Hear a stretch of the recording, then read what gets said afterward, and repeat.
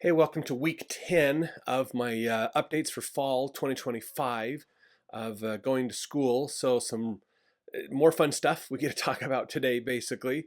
In So let me get through I'm going to start off with my mediation class. We kind of went quickly on that one this week.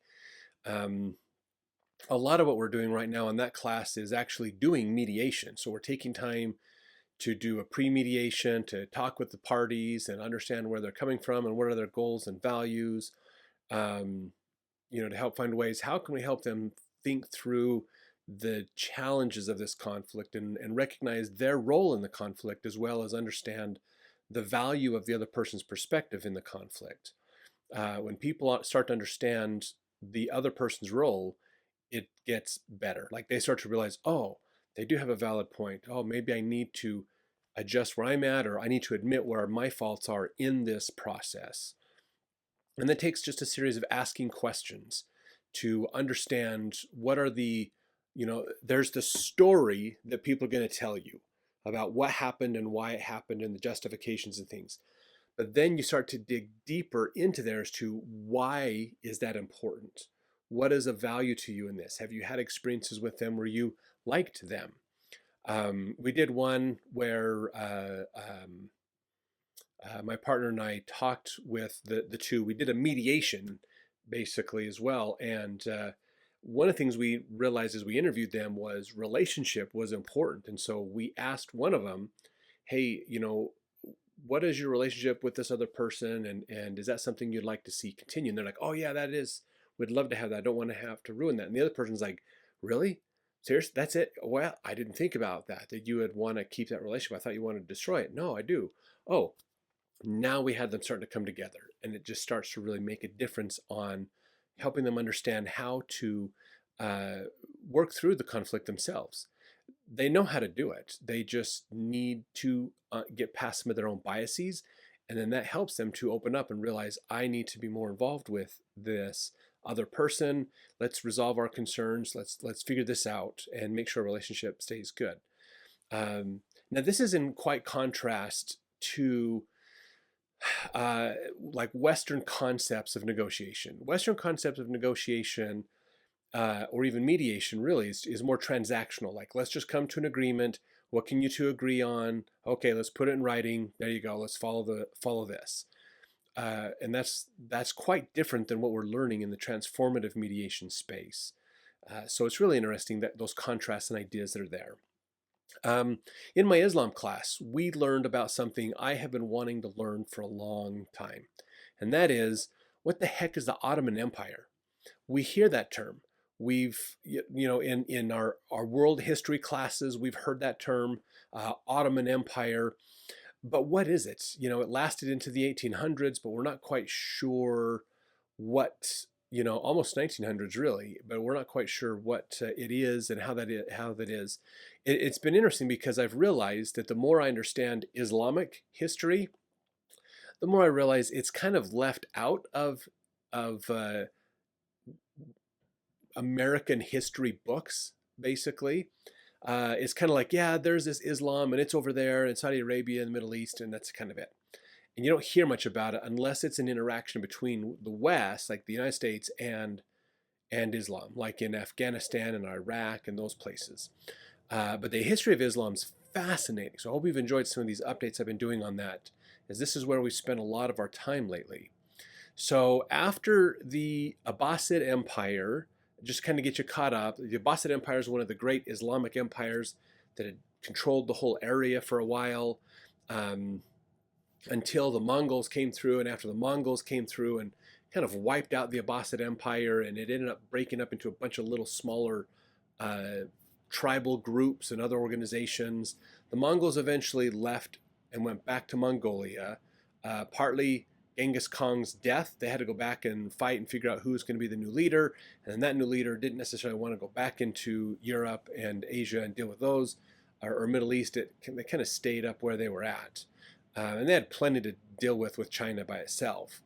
So eventually the Mongols kind of left the area and didn't come back.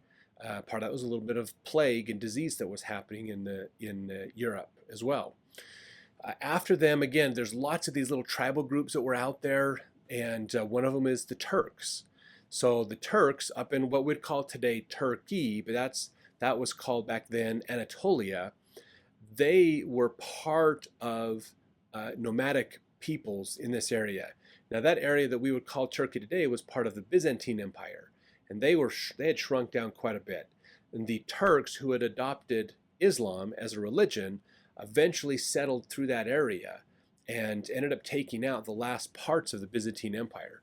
So one of the claims to fame the Ottoman Empire had, which was these Turks, Islamic Turks, that formed the Ottoman Empire, they're the ones that got rid of the Byzantine Empire.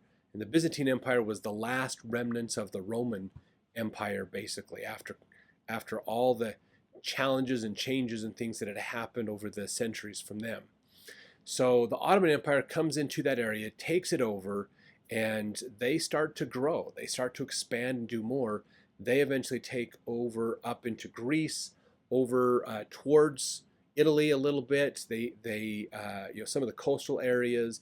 They try to kind of control most of the coastline of the Mediterranean. They come down through the Middle East into Damascus. They go over by Iraq and Iran a little bit, and then down through Saudi Arabia and Egypt, and then all the way over to through North Africa, by Phoenicia and those areas.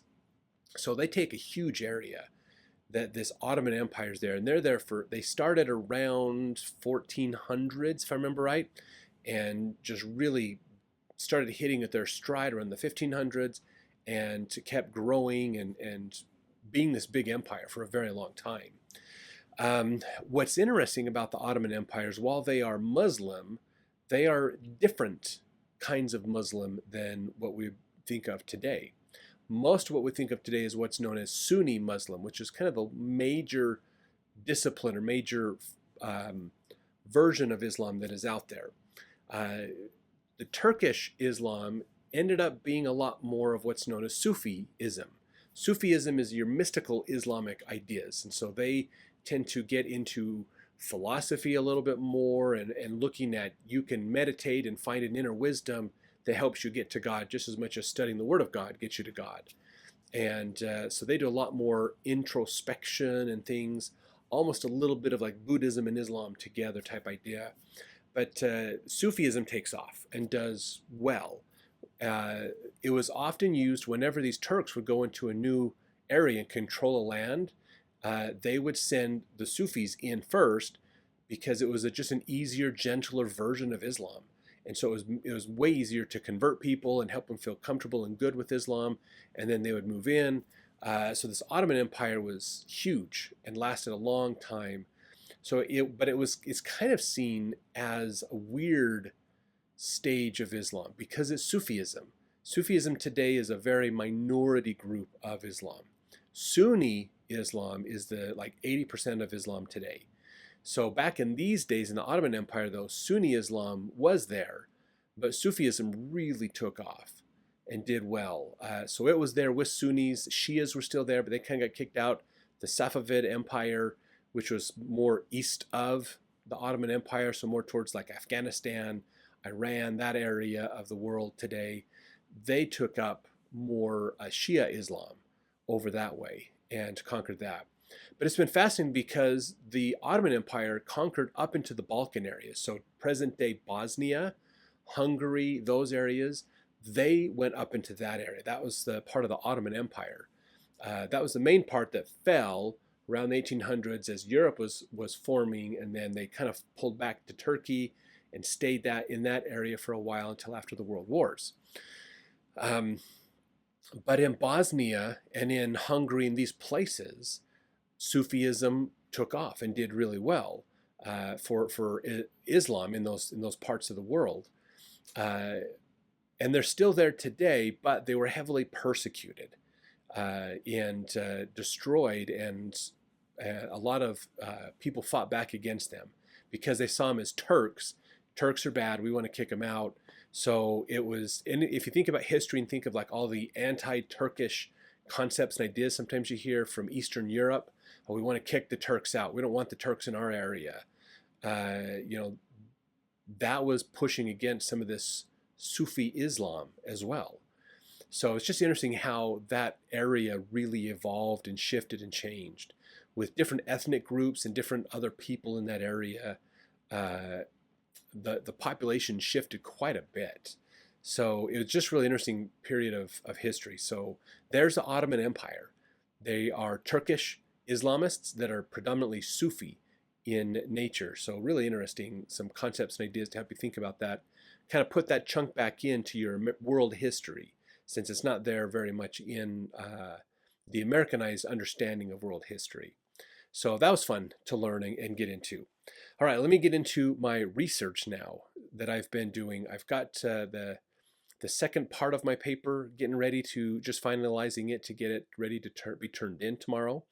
It's the second 8 pages, next 8 pages of my paper. So I now have about 17, 18 pages of my 25 pages written already, basically for the class, which is good. That's really good. These are the ones, like I said last week, are the fun ones because we're getting into the laws and getting into how that affected LDS church worship in England in the 20th century. So today I want to give you some more information on tithing. We talked about word of wisdom last time. Today it's tithing. Tithing is such an interesting one in England for a couple of reasons. One is the concept of tithing predates, is older in England than even the age of the United States. I mean, we're talking around 786 AD was when tithing was started to really become a big thing in England. So there was a synod that was a religious decree basically that said we need to start doing tithing. And what it was it was a percentage of your agricultural increase. So if you grew corn, percentage of your corn would go to the church, or percentage of your tomatoes or watermelons or the eggs that you got from your chickens or things like that. So you'd give your agriculture, a percentage of your agriculture, to the church, who would then use it for their usage as well as feed the poor and others with it. Kings later on made this more of a rule rather than just a suggestion type idea. So it became more official and legal over time. The problem was by the time the 1800s came around, this idea of tithing was changing because not as many people were having farms because we're moving in towards the Industrial Revolution. And so farms wasn't a big issue anymore. Manufacturing was an issue. So people were not running their own farms, but starting to get a paycheck. So as they were collecting paychecks, now it was more of a monetary status. So in England, they passed what's known as the Tithing Commutation Act of 1836. What this did is kind of pushed out the agricultural tithing and made it a monetary thing. And so you had to pay a percentage of the value of the land that you owned. So if you didn't own any land, you didn't really pay it, which was nice for the younger owners. But if you did own land, you had to pay a tithing. This was a mandatory tithing you had to pay. And this was on the books until 1936. And then it was finally gotten rid of in the Tithing Act of 1936. So if you owned land and you wanted to join the LDS Church during that 100 years of this Tithing Act, you had to pay 2 tithings, one to the Church of England and one to the LDS Church. So, and one was a legal obligation, the other one was a spiritual obligation. So that's almost like 20%, somewhere around there, of your income. They were measured differently because one was based on land, the other is based on income, but that's quite a bit you had to pay to basically, that's a lot of tithing, basically a lot of your income going to churches. Now, the other problem that happened with this was, and I thought this was really interesting, during the early 1800s, Napoleon was trying to get back at England because he saw England as his enemy. Remember, like the War of 1812 and those things. England was the enemy of France. And so he tried to manipulate trade to basically cause England to go bankrupt. So he started manipulating trade, contracts and things to mess with England's exports into Europe, to deal with trade issues and things. What ended up happening is England ended up with a surplus of corn and wheat and other grains. And so the farmers are like, well, we have the surplus, so the prices are crashing and farmers are struggling financially. So Parliament put price controls in place, known as the Corn Laws of 1815, and they to stabilize those prices. Well, as they worked through the surplus of corn, that Corn Law Act ended up turning from guaranteeing prices to the farmers to basically sinking England's economy. So they went through severe economic problems. It was several years later that a lot of opposition was pushed up against the Corn Laws. They finally got repealed and taken off the books to allow a little more of a free market, open market strategy. Napoleon's finally out of the way. They're struggling and trying to keep themselves going. And then around the 1870s, there's more trade issues that start to happen. So England entered the 20th century. England got into the 1900s in a depression. They were in a severe economic situation as they were going through the Industrial Revolution and getting through those stages of history. Then we get into the 1900s, and there's World War I that ends up breaking out. During that time, around 1925, England decides they're going to go off the gold standard. And so they go off the gold standard. They end up with lots of inflation in their country, which since prices soaring and people can't afford anything. So people are struggling to pay for stuff. And then we have, the Great Depression and World War II as well that are coming. So to live in a depression was just normal for like 100 years in England, to just be economically depressed. Like people were struggling. Unemployment was just as rampant as alcoholism in England at this time. If you watched a video from last week about how much the challenges and problems of the word of wisdom they had, tithing was another one. People didn't have a lot of money and they were struggling to pay their tithing because they didn't have a lot of money.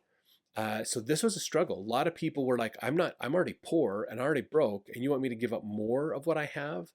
I don't want to join your church. So word of wisdom and tithing were two very problematic practices of the LDS Church in England.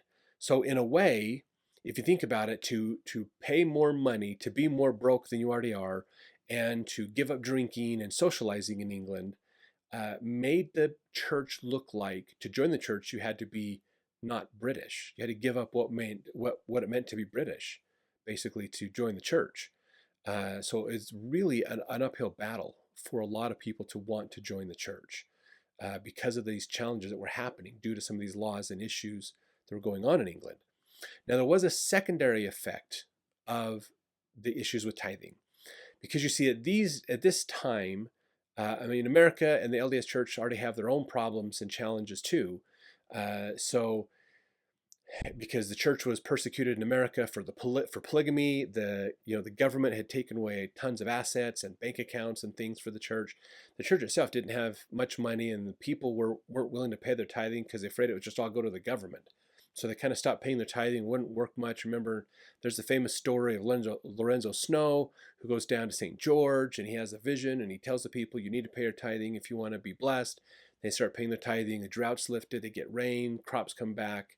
The animals live, and so the church starts to really grow in its tithing receipts after that. That's in the 1920s when that happens. So or later, it's a struggle. It's a challenge that happens. I may have got that date wrong. I'm trying to remember when Lorenzo Snow gave that talk down in St. George. But anyways, America's got their own problems. And so in England, the church in England was functioning based on tithing receipts. So we have these issues of people are struggling to pay anything in tithing. So you get meager amounts turned in. And that has to go to help provide a place of worship, to build a place or to rent a place where they can worship, printing of the Book of Mormon or other things like that as well. And then on top of that, you have lots and lots of immigration. The 1800s and early 1900s, a tremendous amount of people from England immigrated to America to be Mormon in America, not in England anymore. And so it's interesting because they would show, if you compared church membership in England to church conversions, baptisms, you saw there was a lot more baptisms than members, and it's because immigration was drawing them to America. So the people who stayed in England, again, are struggling financially, paying very little, and now because there's less and less of them, they're being asked to help pay more and more so that they can have a place to worship. So some places just worshiped at the home of a member. They would, 15, 20 people, they'd get together at some member's home, and that's where they would have their Sunday schools and sacrament meetings and things like that. Sometimes they would rotate whose house they were meeting at. Part of that was to not be caught by people who were anti-Mormon at the time, but a lot of that was they didn't have money to get a church, so they would do home church, basically. And that was part of the challenge they had. There were several wards that were renting space, public space. One of them, I can't remember which ward it was saying that they rented a space. There was a room, big room, above a tailor shop. And so they rented that space. So they would go during the week, clean up that space, get it tidied, ready, and good, so that they could show up on Sunday and worship. They'd get there Sunday morning, finding out somebody on Saturday or Friday night had a kegger party up there. And now they have to clean up beer cans and cigarette butts and junk and stuff to clear it all out so that they can actually worship. So they struggled with that. There was one ward, I think it was in Winton. They had to climb 4 flights of stairs to get this tiny little shack, basically, to worship. That was on the top of this building that nobody wanted to rent, but it was dirt cheap. So the saints would rent it, and then they would just do the best they could to have their worship services there. Another ward, I think this was in Manchester, they actually rented a place. What was it called? I can't remember off the top of my head now what it was called, but they rented a place that was actually above a pub. So there's a bar below them, and they're up on Sundays trying to worship, and they had to clear out the beer bottles and the cigarette butts and stuff from the parties over the weekend up there as well, so they could then worship. And then while they're worshiping, the smell of alcohol from the pub below is seeping up through the floorboards into the worship services. So it wasn't the most conducive place to worship. You've got to realize in Europe too, they have cathedrals. Like the Church of England has these massive churches, the Catholic Church had massive churches. The idea of going to church was going into these amazing cathedrals and being able to worship there. And now these people are showing up at this little shack on the 4th floor of an old building and having to smell alcohol and cigarettes residue while they're trying to worship God.